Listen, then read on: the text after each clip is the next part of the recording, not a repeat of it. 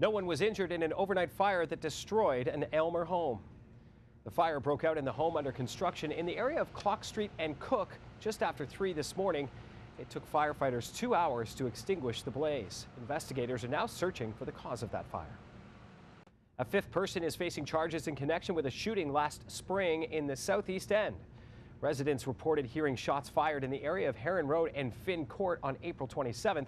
19-year-old Mohammed Abdullah was charged yesterday with occupying a motor vehicle with a firearm. 3 other men were previously charged with attempted murder.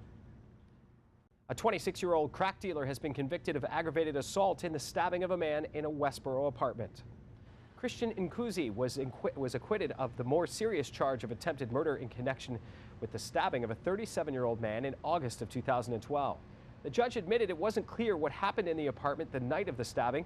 NKUSI will be sentenced on November 20th. Residents in Clarence Rockland are being told to boil their tap water this morning.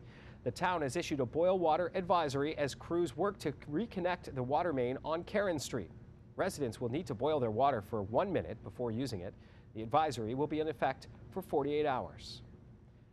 U.S. President Barack Obama has cleared the first hurdle in his push for military action against Syria. The Senate's Foreign Relations Committee voted 10-7 yesterday to support use of force. The administration accuses the Assad regime of using chemical weapons in an August 21st attack, killing more than 1,400 civilians.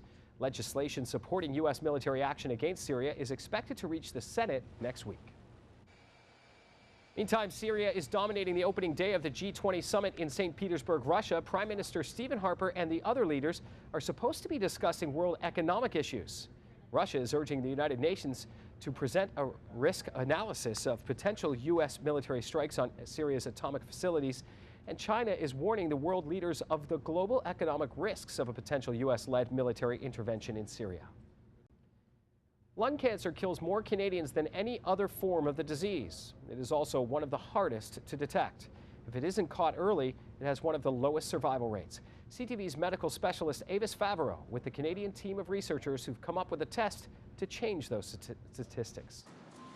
For over 4 decades, Chris Douglas smoked about 10 cigarettes a day, a habit that he knew put him at high risk of lung cancer.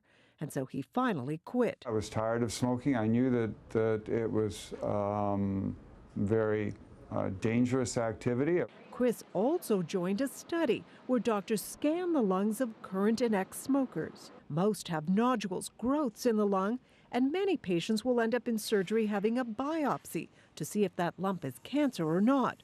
But Canadian researchers say they've developed a program that can tell whether a spot is harmless or harmful from a single CT scan. This model is very accurate. We can actually predict the likelihood of cancer in a given nodule with over 90% accuracy.